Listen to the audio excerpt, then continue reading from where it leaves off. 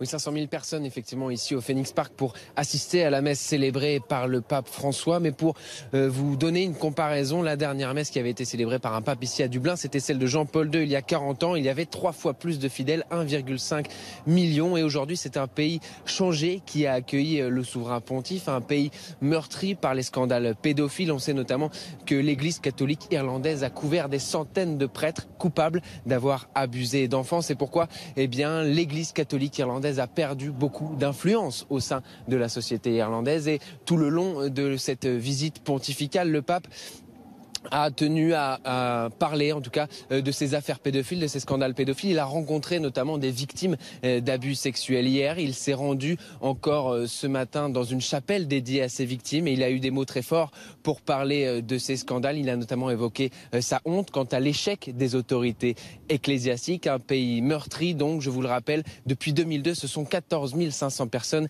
qui se sont déclarées avoir été victimes d'abus sexuels de la part des membres de l'Église catholique irlandaise. Guillaume Bertrand en direct, on le voit sur ces images, en direct du Phoenix Park à Dublin où le souverain pontife donne actuellement une messe. 500 000 personnes, 500 000 fidèles dans ce pays très catholique. Le pape vient de demander pardon aux victimes des agressions sexuelles.